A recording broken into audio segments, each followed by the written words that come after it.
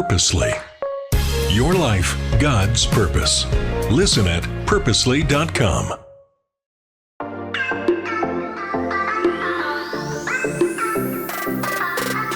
Hello, everyone, and welcome to the Gospel Tech Podcast. My name is Nathan Sutherland, and this podcast is dedicated to helping families love God and use tech. Today, we are starting off the new year. Happy 2026, everyone. With the answer to a question I've been asked multiple times recently, which is some version of, how did you start this ministry?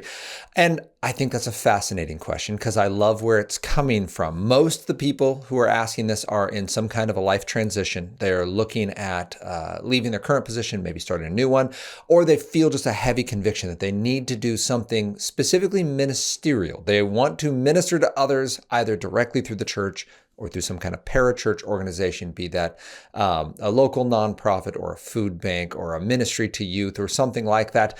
But they just don't know how to discern it. And one individual went so far, it was after a talk, and he's like, you should just document how you process your ministry, because that would be really helpful to those of us that are working these jobs and feeling convicted about going somewhere else.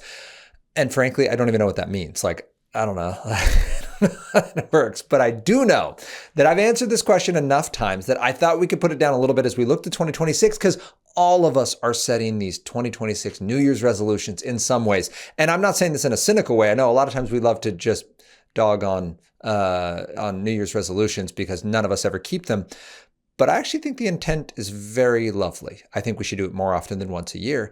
But to take reflective time to look at our last year and say, what went well?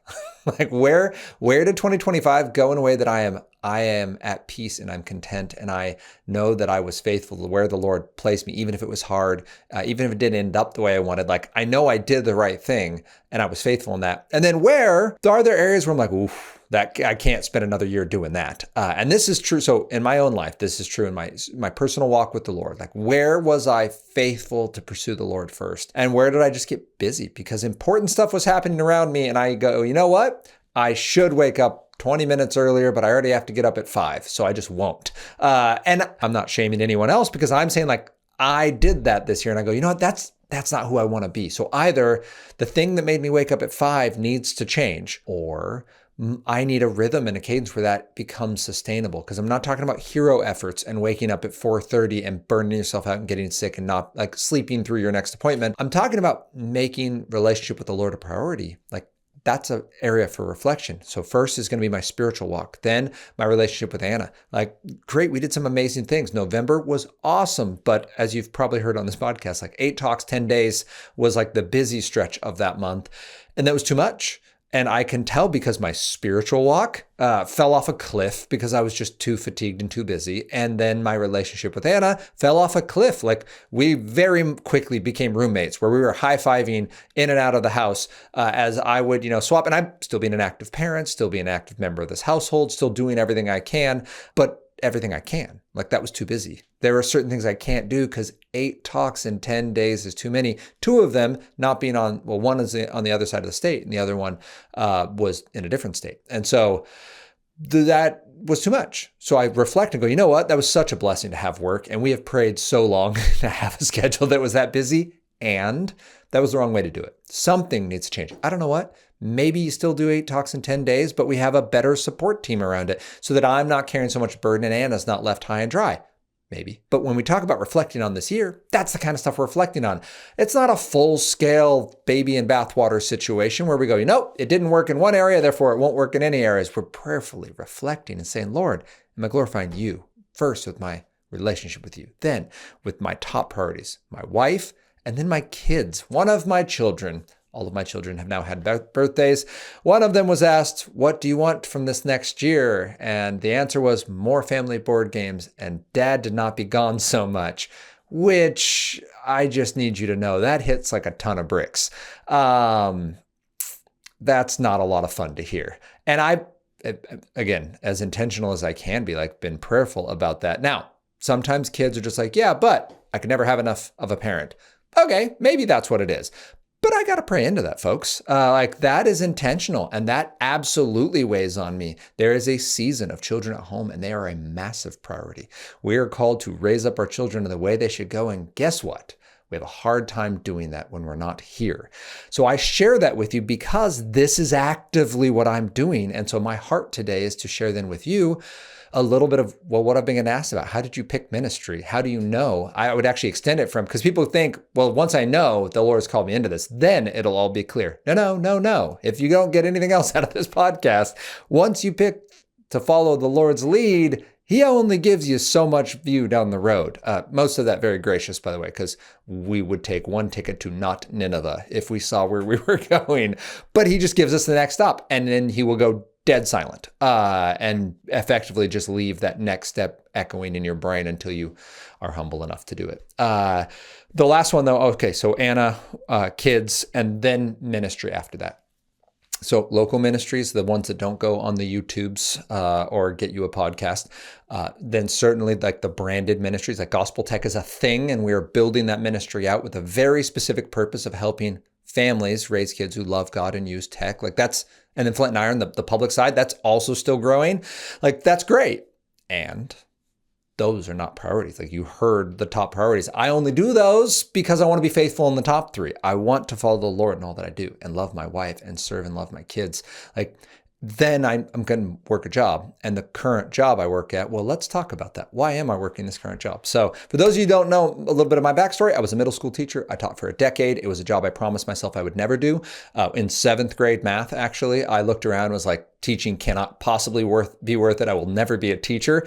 Flash forward, I get my master's degree in education and I begin teaching middle school. Yes, I hear all the irony. I think the Lord had a good chortle at that. The long and short of it was I was hungry for work that involved people. Wasn't even sure I liked kids at this point because I didn't do a lot of volunteering in college. By the way, if you're a college student, please volunteer. Get out there, serve at the retirement community, serve in your local schools, join a Young Life Club, like do something, run a Bible study, like get involved because those little volunteering opportunities give you a lot of life experience. I hung out with the exact same group of friends and they were lovely people, but like we were pretty sequestered from the rest of the world. We were a very tight-knit group of friends, and then I played video games. And like between those two, I didn't get a lot of the life experience that a lot of people should have by the time they graduate college. What I would say, though, is the opportunities were there, and the school was not to blame for me showing up a bit of a recluse. So I went into the student teaching, assuming I was going to teach middle school to know if I wanted to do high school or elementary, and day 2, 3, like well within the first week, I was like, oh no, like junior hires, those are my people. Like they're old enough to understand a joke, but they're young enough to still like be super engaged and care about their future and choices and not feel completely burned out and cynical about life. I would say since the introduction of like social media and the internet, you get a lot more cynical junior hires now who just have seen a lot and been through a lot, and they're not so quick to trust and so quick to dream, unless it's dreaming about being better than everyone else. Anyway, I digress. That being said, I loved junior high. So I started teaching. I taught for a decade, and in that process began to feel this weight. It's the only word I can use to describe it. In teaching 8th grade language arts, loved teaching and had a heavy heart for kids coming from broken situations and loved the situation where I could watch education, specifically the ability to read and write, the ability to understand other people's thoughts and to clearly communicate your own, to watch that break down walls within a child of a kid coming in being like, I don't think I can succeed because I haven't succeeded for years. And this is just who I am. I am a failure because I have failed. And then to watch them go, oh, but like I could do that. Like I don't do it well, but I can do it. I can read. I can write. I had a creative idea. Like I can build on this, and to watch them do hard things poorly is amazing because they're trying. Because your other option is what I like to call active non-learning, where they just show up and they're like, I can't do it, so I won't do it. Because then no one will know I can't do it because I refuse, and you just kind of assume I can and that I'm too cool for school. And to watch those kids actually earnestly try. And one of my favorite stories on that, there was a young man who showed up like arms crossed, this is stupid, when am I ever going to use this, like verbalizing this out loud, front row of class. I got him at semester. I don't actually even know why.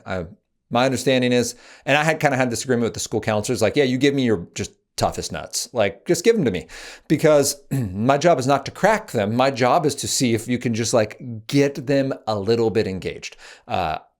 Kids like this were getting suspended a lot, and that's basically just a 5-day unsupervised vacation, which is a terrible decision for most of these students. So unless they're like breaking a law or physically unsafe to people around them, I tried to keep them around. And so, negative Norton over here, and I started to have some conversations. Turns out he's in 8th grade. He reads at a high 3rd grade, a low 4th grade level, but is an amazing science and math student. So he put all of his effort into science and math and just would completely shut down in English because, well, he's a sharp kid, but he doesn't want his friends to know that he can't read most of the stuff that they're reading. And we're talking like textbook stuff. Like he can't get through a lot of that content, including his science and math stuff. So he's having a lot of support to help him read that other content, but he just won't engage in English until through support, amazing school counselors, engaged parents. Dad agreed to read to him every night, and the son agreed to let that happen. So just picture yourself as like an 8th grader letting your father read you every night. And he's not reading storybooks. He was reading like math and science books our school librarian helped us pick out, and that the young man agreed to, like, yeah, that'd be interesting. Oh, I'd like to know more about that. But again, he can't engage it because his brain is sharp enough, but his reading skills aren't up to snuff. And so Dad read to him for the second half of the year.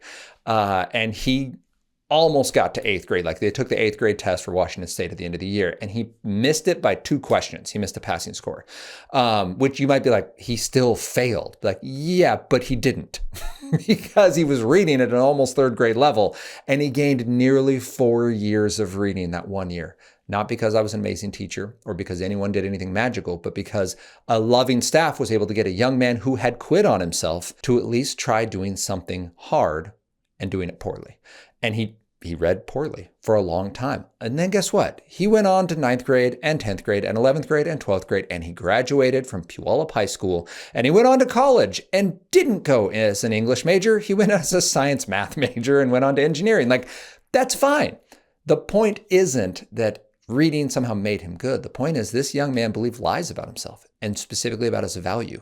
And I was passionate as a teacher about seeing that happen. And then my passion turned to, wait a minute, I have some kids that are the smartest kids I've ever met, and they are vile human beings. I very quickly realized that the problem with Hitler wasn't that he needed more German classes. The problem with Hitler was he was quite bright and he was evil. Something was wrong with his heart. And this came after the Lord graciously removed video games, and I started volunteering with Young Life, and I started being able to share the gospel and watch these young people come up with questions that like they don't know the answers to, and they're not necessarily looking for a singular answer. They just have questions like, do I matter? Am I damaged goods? How could a good God let bad things happen? Namely, these things that have happened in my life. Like, I have hurt and I have questions, and they just want to be around people who care. And I realized, oh man, like I love having office hours, and I love being in the classroom, and I love being on the front lines of being able to ask a kid if he or she is doing okay, or celebrating that he or she is. Like, love that. And ask anyone who's had me as a teacher. My stories would get in the way of the class content. Like, I have a passion about seeing these big questions asked well, and we needed to process that. So that's when I said I had this weight for kids. And then the weight turned into, oh man, I have a weight that I feel a pressure to share the gospel and to share these life challenges beyond the walls and the 35 kids I get per class for 6 periods a day, right? I get to talk to 180 kids in a day. I want to talk to more. Like I just have this weight, and we didn't know what that looked like. And I'm not a serial entrepreneur. I'm very happy showing up for work 10 months a year as a teacher and then taking a full summer. Like most teachers pack their summers. No, sir.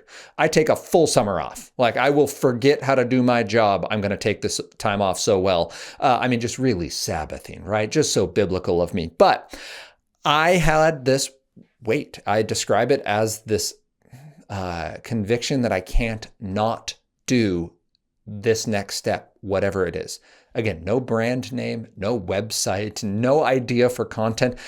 Anna and I do it for 3 years part-time. I part-time teach 2017, 18 to 19. And then in 19, June 2019, step out of the classroom, full-time nonprofit. Then the world shuts down. And when you think you've prayed into what you're supposed to do, and then the world shuts down, you start to question whether you followed the directions right. And I just will tell you, we had such prayerful support. We had very wise counselors who were not impressed by me or intimidated by hard decisions and words. Very wise people who were willing to pray with us and for us, to talk us through this process. And basically, it was between Young Life, it was between teaching, it was between going completely new ministry. and prayerfully convicted that while all three were good, and I wanted to do all three, I was physically breaking down and emotionally breaking down, doing all three, and that I had to step away and give full-time investment to talking to young people about their choices and their potential and their purpose. And Flint and Irons was born, and we started running with that, and immediately Gospel Tech was spun off of it, where we go, man, we need for church environments the space to specifically talk about technology and the gospel, stemming from my testimony that technology was really negative in the way I was using it. I compulsively used video games to cover a multitude of issues that I just wasn't willing to give to the Lord. And I go, no, I don't need you, Lord, because I can manage it as long as I have my video game. So then I won't be angry, and I won't be depressed, and I won't be anxious, and I won't lust, because I'll be so distracted with these video games. I can just fill all of these problems with this one thing. And the Lord goes, okay, give me that one thing. Now trust me. Now am I better? Parents, as we strive to raise kids who love God and use tech, it's intimidating to look at this next stage of life and think about what academics may look like for them. When you're thinking about college, consider George Fox University for your children because of three things. First, it's going to give you a more intimate, known environment where they have a focus on being known personally, academically, and spiritually. Your child will grow in their faith. 93% of undergrad students at George Fox last year, through the 2025 academic year, said that being at George Fox has helped them grow in their relationship with Jesus. We also want them to grow academically, which means being a part of a university with rigorous academic standards and opportunities to be engaged. They have a nationally recognized engineering, nursing, and education programs, as well as chances to study abroad here within the U.S. and then internationally. And finally, personally, to be part of a vibrant campus atmosphere where you can play intramural sports or part of their NCAA Division III athletic programs with 23 sports available. The goal here is to go to a place that's going to support your goals, not try to make you support theirs.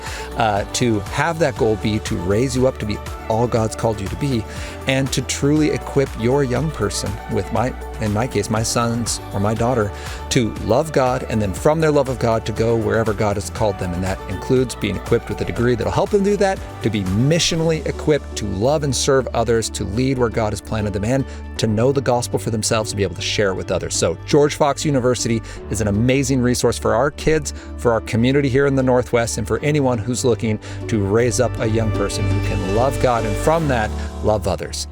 And so the verse I want to share with this, and I actually had intended to share this at the beginning, I just went for a tear. When we talk about this, the verses that I've been talking about are Proverbs 3, 5 through 6, trust in the Lord with all your heart and lean not on your own understanding. In all your ways acknowledge him, and he will make your path straight. That sounds great, and no one disagrees with that until they're told to step out of their day job with a new child on the way. Hadley was just born before we started full-time ministry. So she had just been born. We have now 3 kids and a 3-month-old. And I go, great, I just gave up my full-time paying job. Now let's start a nonprofit. And while that is laughable, I will say that conviction did not leave us, and it didn't leave the board, and it didn't leave Anna. The conviction that this ministry is going to equip and encourage kids in a way that needs to happen in a season that it's not currently being done. And we've just kept trying to step into that gap of like, where are people not being met? Not what's working, what's selling, what sounds exciting, but like, where does this weight of like, we can't not challenge young people that little choices matter and that everyone's got potential and that it's never too late to be great. Maybe it's assemblies, maybe it's small groups, maybe it's online curriculum. I don't know, but like, there's a message and it keeps hitting and kids keep coming. I was able to do a talk at a local public school, and there was a kid who was a selective mute. Like, this is second talk I've ever given. Selective mute kid for a year goes to the counselor and says, I want to help kids who've experienced trauma.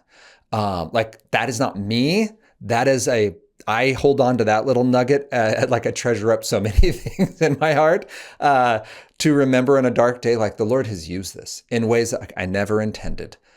Because we are faithfully following it. And that is what I would challenge you. When we talk about, how do you know if this is the ministry of this thing? You don't. You know whether your heart is being faithful in doing it. And if it's scary, and if it doesn't make a lot of sense, I'm going to say you're 2/3 there. The third is to pray into that with some wise counsel and to have that contentment, to have that sense of peace. And I would say now that we're into it, so 2019, we're coming on 7 years, it hasn't gotten any easier. Because the opportunities continue to grow. I just told you about November, and November was done wrong. That was not the right way to do it. I think that what I did there is what I did at the very beginning. Once I had a direction, I go, great, Lord, I'm going to do this for you. And I ran way out in front of what he was telling me to do. And I worked so hard because I just wanted to make this work for my wife and for the Lord and for myself. I wanted to show people I wasn't quitting my job because people keep going, oh, what are you going to do? And I would just stare at them like a cow looking at a new gate and go, I don't actually know. Like, that's a terrifying question. I don't know. I quit my good paying job for a nonprofit and I don't even really like entrepreneurial work. Like, it doesn't energize me. That's not what I dream about at night, is how to start another new ministry or business. I mean, I do, but it petrifies me. There's no enthusiasm in that. That's when I wake up at 3 a.m. My encouragement to you is to, if you're at the brink of ministry, either just jumping into it or thinking about it. If you are feeling dissatisfied in the work you're currently in, first recognize that if you faithfully follow the Lord to this work, the Lord's got you in this work. Stay put. And if you feel a discontentment, holy discontentment is not my phrase. I actually don't remember who used that phrase, but that was a term I used a lot at the beginning. A holy discontentment, this inability to not do this hard thing, pray into that. And if you're married, your spouse had better have a conviction about that as well. And it better not be antithetical to what you feel convicted to do. Do not do it over the body of your family. Do not do it over the life and the love of your marriage. Do not do it over your call to be a faithful son or daughter of the Lord. There is no mountain worth climbing. There is no Instagram following worth building. There is no amount of gospel worth sharing that costs you your soul. So make sure that you are well and right and faithful, and then trust the Lord to be good in that, because he is. And as you look at 2026, take an assessment of your walk with the Lord, of your spouse if you're married, or your singleness if you're not, of your children if you've got them, of your work and ministry where the Lord has planted you, and simply ask, what were you faithful in? What do you need to add or remove this next year? Where do you need to make some changes to be able to faithfully follow the Lord? And if part of that is starting something new, then pray into that. Build yourself some prayerful friends and supporters, some wise counselors who can speak some hard truths to you that maybe doing all three things is too much, and you're aiming for the umbrella and you need to aim for the funnel, and to be faithful to fish from the boat the Lord's put you in. So I hope that's encouraging to you. I hope you have an amazing start to 2026. I'm praying for you and with you, and I look forward to hearing how the Lord works in your heart and life. Feel free to reach out to me, Nathan@gospeltech.net, or at LoveGodUseTech on Instagram, Facebook, and YouTube. And join us next week as we continue this conversation about how we can raise kids who love God and use tech. Talk to you then.